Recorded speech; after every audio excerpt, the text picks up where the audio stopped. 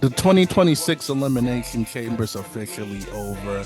I'm grading this a solid C. Not a C minus, not a C plus, a C flat. But before I break down why I think it was a C grade, I'd love to know what you think in the comments. Let me know what you grade Elimination Chamber 2026. Come on, I love your opinions. Even if you think my opinions suck, get involved in the comments, build community, subscribe to us at Wrestling with Things to keep up with all of our conversations with pro wrestlers and pro wrestling content creators. We do this for you. We want to build a community. So subscribe, hit the subscribe button, hit the notification bell, and keep up with all of our content. Yo, I'm gonna start off with this. They opened with the women's elimination chamber, which I thought both chamber matches were pretty good, and I'll get into the men's later. I thought both were on the predictable side, but predictable was the right way to go. I thought it was hella obvious that since Bianca Belair really appears to be injured, and the fact that Rhea and Io lost the tag team titles, it really did make it very obvious that Rhea and Jade was the match to go. And screw it, that's a really sexy marquee matchup. I'm not talking about in the way that some of y'all with your minds in the gutter are thinking, but these ladies, they look great. I wasn't talking about that way. This looks great on a marquee. This looks great on a billboard. This looks great on ESPN. These two jacked, larger than life women's wrestlers who are both really good, both legitimate stars. Yeah, I think Jade's still building her resume, of course, being somewhat still fresher to the WWE game. But I think ever since Jade Cargill turned heel, she's been everything she needs to be. She's been big, she's been bad, she's improved in the ring. Her and Jordan Grace had a great women's title match on SmackDown. Jade's growing, and I think this is her biggest test yet. Jade Cargill versus Rhea Ripley. I'm very interested in this. I hope Rhea Ripley puts Jade Cargill over. I know it's been a while since she's been world champion, but I think WWE can get more out of this by, at the very least, have Jade Cargill get this win, and maybe we can continue this into the spring. I don't think they need to fight each other back to back times, but maybe this becomes a longer term program, and I think this could be even better as that, not just a one on done. So I'm okay with Rhea Ripley winning the chamber. I thought Raquel Rodriguez looked really good in there, the way she, beat on Asuka and Kiana James. Kiana James continues to maximize her minutes, and you can see that she's starting to get her reps in and look good in the opportunities that WWE's given her. She's really making the most out of the crumbs she's getting. I think even Wade Barrett said that she's making like meals out of crumbs, which I really think that's what she's doing right now. I didn't think Alexa Bliss had a shot. And the right woman won. I will say this, now that it is looking like it's gonna be Liv versus Stephanie.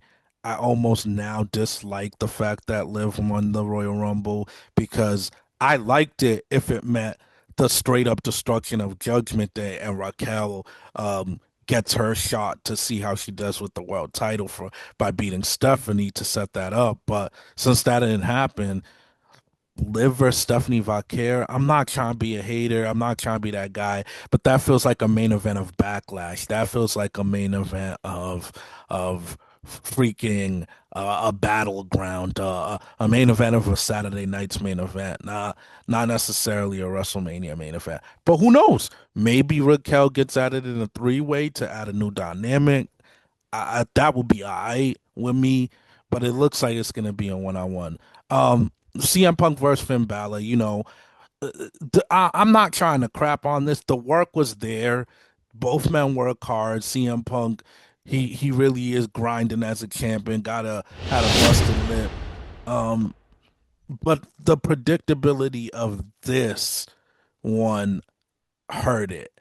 In the sense that we know that yeah, we can have our pick our favorites in the chamber and maybe be right. And I was right about both my chamber picks. I picked Rhea and Randy Orton, but I could have been wrong. Cody could have easily won. I could have been wrong with Rhea. Tiffany Stratton could have won. So there was other plausible options, but this is predictability to the point there's no other option. I know there's people, a minority on the internet, a small minority on the internet, talking about what if Finn gets the Daniel Bryan run and they throw him in and it becomes a triple threat. Finn's not that guy like that. Finn's not connected to the audience that much right now. Finn don't got momentum like that. There was no option other than CM Punk winning because CM Punk versus Roman Reigns is your match. They sold us on it already. But the match itself was good. Nothing to write home about, but pretty good. Um, then we have the finally after weeks and weeks of building up a secret crate with something in it. We get former AEW wrestler Danhausen. I don't know what the hell he is. I don't know if he's a mime. I don't know if he's a vampire. I don't know if he's a cosplayer, but he's this short, skinny, bare belly, tattooed wrestler who came out the box with a bunch of other mime looking people with face paint and said cursed a few times. You're cursed. And the crowd was booing him out of the building. Nobody gave a damn. We all did think, I'm pretty sure Chris Jericho, or at least something more meaningful, was in that or related to Jericho. Did, if this really is what they're going with, this might be Triple H's worst booking decision.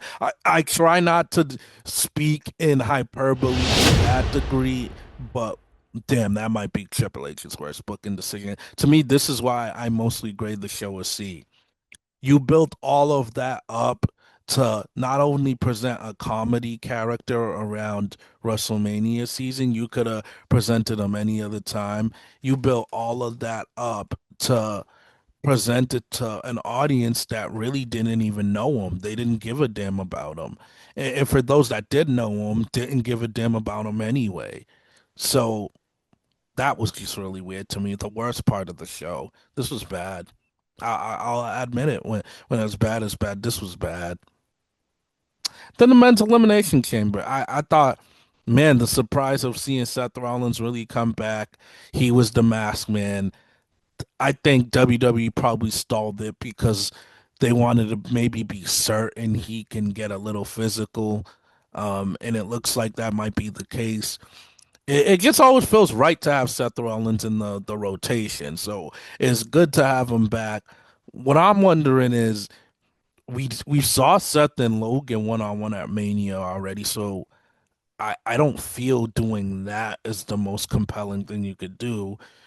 You're not gonna do a handicap match with Austin Theory and Logan Paul versus Seth. So what is it? Do we somehow do a Logan and Theory division versus Seth and Bad Bunny? I don't know if Bad Bunny's prepared. I don't know if those talks happened, but to me, that almost feels like the biggest match you can make out of this Vision stuff because of the injuries to the Vision. Braun injured, Bronson Reed injured. Do you do something basic and do LA Knight and Seth Rollins have to coexist and uh beat the Vision, and then maybe I don't know, maybe you swerve people and now LA Knight sold out to the Vision.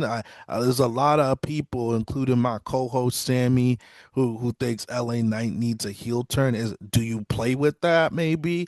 I think that's the only payoff that makes that type of match worth it. But it's just gonna be fascinating to what they do with that. Like Seth Rollins is gonna need a partner that kind of wows you, like whether it's a special partner like Bad Bunny, whether it somehow would be a Chris Jericho legend, or or just something. It can't be nothing basic.